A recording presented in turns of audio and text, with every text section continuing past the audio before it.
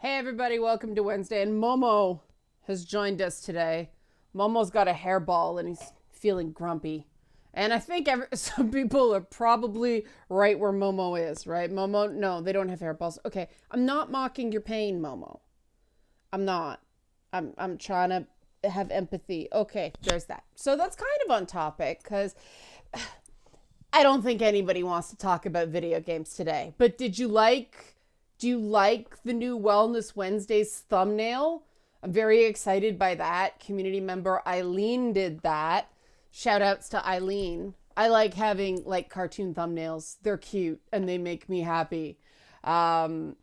So yeah, I'm happy about that. But also I looked at gaming stories and stuff like that, and nobody really cares about gaming today. It's Joe Biden's inauguration. That's where everybody's at.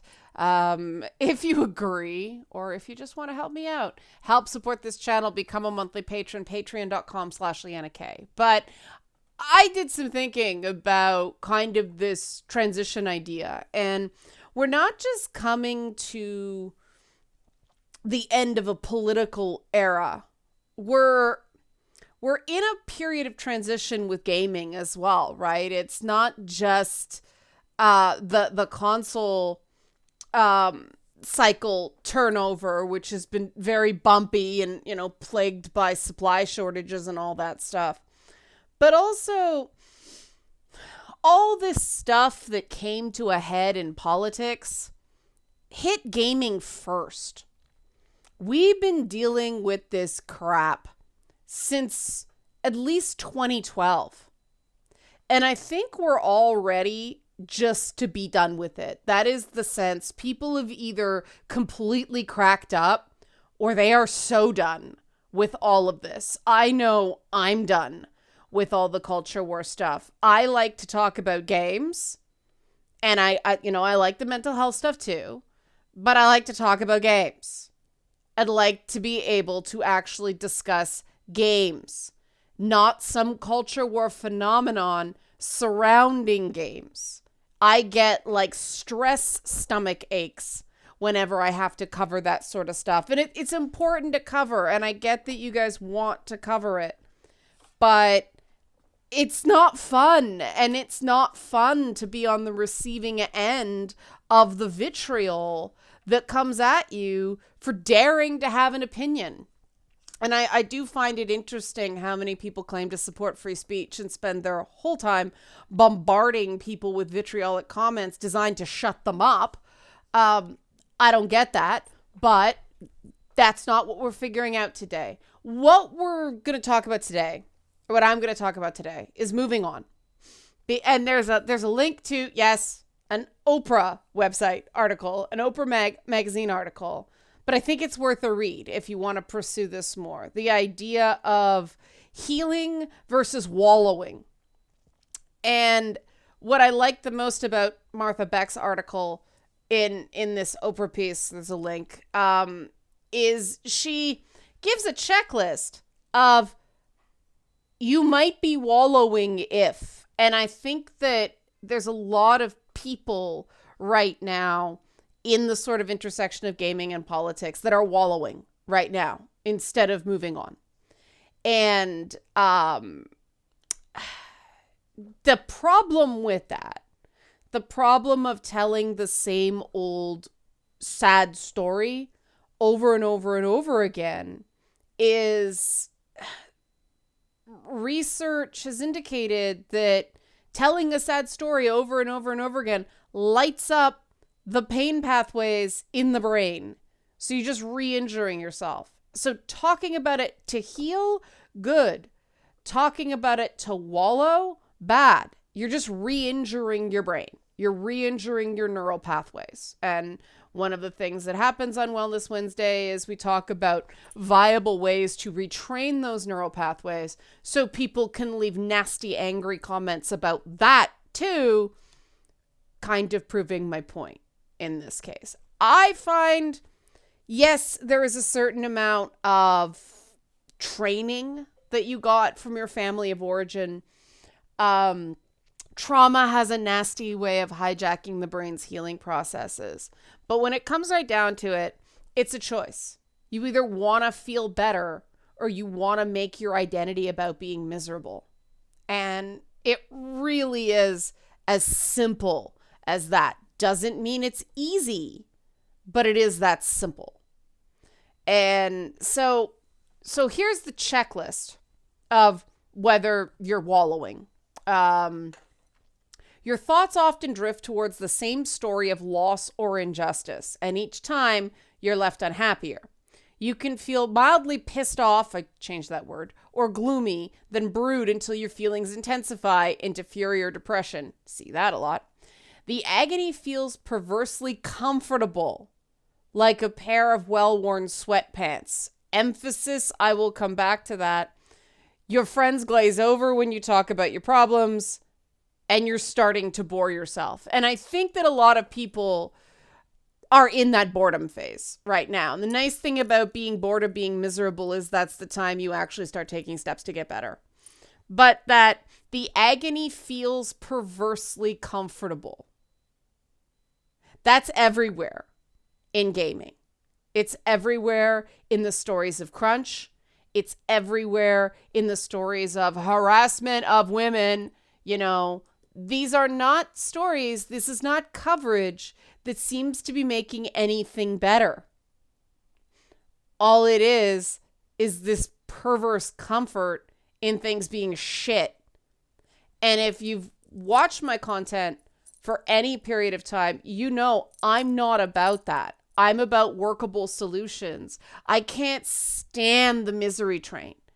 And that's where I've run afoul of so many air quotes do-gooders in gaming, because they keep telling that same story over and over and over again. They seem unhappier every time they tell it, and yet the misery parade is perversely comfortable. And the solution to wallowing is it's a bit of a platitude on this article, so I'm going to try to elaborate on it. The platitude is basically change the way your story ends. Control the narrative of your own life. I agree with, instead of focusing on what you've lost, focus on what you've gained.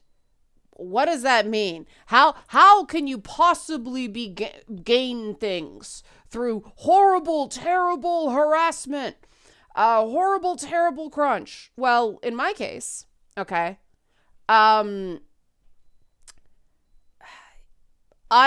met a better class of people through my adversity. Now, part of it was because of the way I handled it. I managed to create relationships based on mutual trust and integrity instead of relationships based on convenience or, shared worldview. I have a very diverse group of people I speak to who have very different opinions than I do on pretty important things. And so I do not live in an echo chamber. That's left me better off than the people right now whose echo chambers are failing them and they don't quite know what to do about it. So there's this paroxysm going on in culture right now, because going more and more and more extreme, well, we've hit the proverbial brick wall there. So I'm very grateful for that. I'm very glad that, which is what my trauma counselor told me, that as long as the shitty people were the people I was surrounding myself with, the people that didn't have my back, the people that didn't show me understanding, the people that were hypercritical and were more interested in telling me what was wrong with me instead of celebrating what was right with me, while they were around, I couldn't attract better people, because good people don't want to be around shitty people. It should be common sense, but it's really not. A lot of people are like, well, I just have to meet better people and then I can leave the shitty group. It doesn't work that way, unfortunately. You have to cut ties, or else the other people aren't going to trust you because they think you're as selfish and duplicitous as the people you're hanging out with. And the truth is, to an extent, maybe you are. Like, what do you get from that relationship? Right? The other thing I can say about going through all this ish is that I can now help people go through their own ish. Helps find shit. Go through their own shit. That's the purpose of these videos, right? And people have told me I have a unique skill with this. It's because I've been through it and because I got through it. Because I spun my tires in the muck for a while, but then I figured out a way to get a winch and haul yourself up, right? If you're just spinning your wheels, you need a new tool. You do. You need a new tool. You need a new process because the spinning your wheels ain't getting you out of the muck. And yes, changing your story does matter. I, for a very long time, felt like a supporting character in my own life. It takes time, it takes effort to rewrite that so that you feel like you're the main character in your own life. And it definitely helps to have supportive people around you. For a lot of people, that's not an option, or certainly not purely supportive. There are certain people, especially if, a parent is a problem, or any person you're under the same roof with, especially if they have any power over your finances, it's not possible sometimes to make a clean break. Certainly, not right away.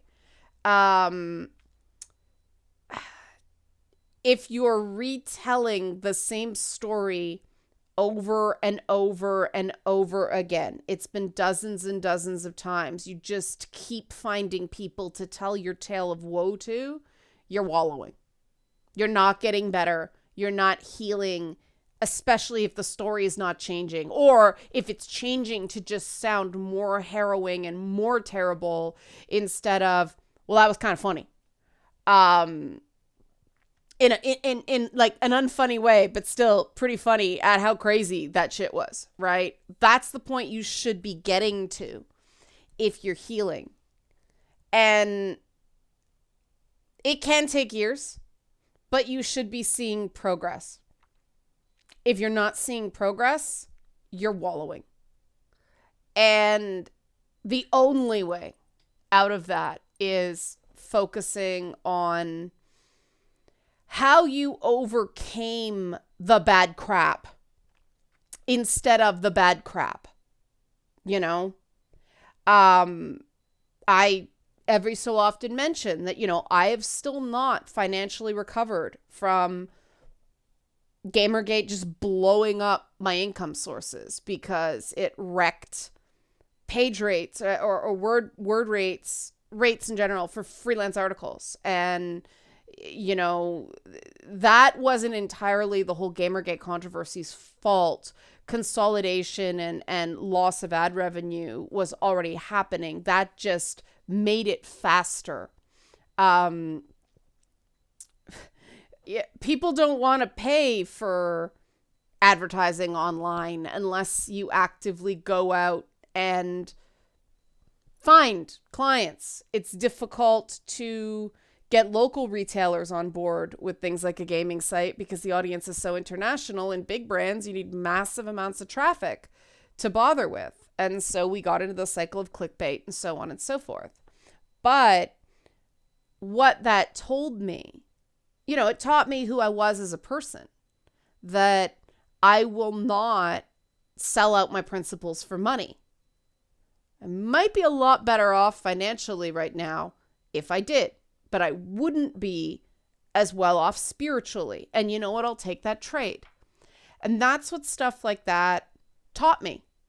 And unfortunately, it's a lesson I need to be taught over and over and over again. I'm a bit stuck in a rut that way, but I'm telling myself that's more the industry and the tolerance of bad behavior that still persists in the gaming industry than anything personal about me.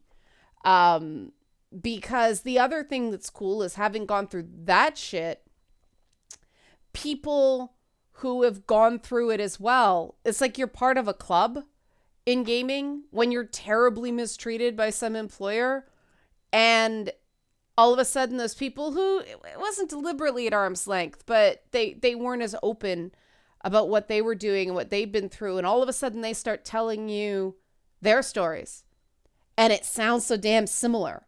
And it's like, okay, there's like this survivors club in video games right now of people who have been through it and came out souls intact, right? And the reason that matters is some people don't come out with their souls intact. A lot of people don't come out with their souls intact. So it is a celebration if you come out with your soul intact and you don't just turn into one of those horrible, miserable people who just want to spread misery paste all over the walls. Misery paste smells a lot like poo. And that is not something that is celebrated, and it should be more, right? If somebody does something hard, help them focus on the achievement of just getting through something hard. That is an achievement that we don't value. Just remaining intact in the sense of who you are when life-shattering stuff happens. That's an achievement. And the older I get, the more I truly believe that that's the only thing that matters. Other things will recover. You'll get through everything else. But if you give control over how you see yourself to other people, that's something that takes a really long time to get back. I'm saying this as somebody who's done it. It's not impossible. But if you keep wallowing in misery, then yeah, you're never going to take the first step to getting out of it. And the other thing that this article says, and I'll close on, a series of studies at the University of California, Riverside indicated that unhappy subjects who ruminated on their problems were less likely to come up with effective solutions to problems and reported being less willing to implement solutions they did come up with. And boy, is that true. You focus on the problem instead of the solution, you never implement the solution. And yes, it's super easy. You get a lot of attention online and in the media and negative attention in social groups by pointing out the problem, right? You get a lot of likes pointing out the problem. Solutions tend to be less outwardly popular because all the other miserable cusses are too busy pointing out the problems with your solution. But at least trying a solution and finding out that one doesn't work, you need another thing, means you're one step further ahead of actually feeling relatively good when you wake up in the morning than these other people who just problem. You're surrounding yourself with misery, right? Fight it all you want. It's emotional and intellectual gravity. You can brute force going against it for so long, but eventually you run out of fuel. And you don't want to run out of fuel. Running out of fuel is tiring. Trust me. So that's Wellness Wednesday for today. Hopefully by the time you're watching this video, because people are coming to the video slow this week, it's understandable why. But by the time you come to this video, the inauguration will be over. We'll be through that. It'll go on without incident. So we can get on this process of getting on with things, of closing this chapter, starting another one, instead of just feeling like we're reading the same page over and over and over and over again, right? So let me know what you think. I want to hear I want to hear your stories of triumphing over adversity, not negativity, not being argumentative, as some people are saying in the comments. Why would you know you're argumentative and then just be argumentative anyway? Because to me, argumentative isn't taking a problem-solving approach. It's, I care very much about this, so I'm going to challenge you on certain things. It's arguing for the sake of arguing. That's ruminating in its own way, which is why I find it so irritating, because it's a habit I have to stop in myself. I'm not saying that to be critical of the people who argue for the sake of argument. I'm just being honest. If I seem pissed off at you when you do that, that's why. It's like psychic pain because I don't want to go back to where you are, okay? Maybe that'll be motivation for the argumentative among you to try a different, more effective tact, okay? Help support this channel. Become a monthly patron, patreon.com/LeannaK. Onward and upward, guys. Thanks for watching.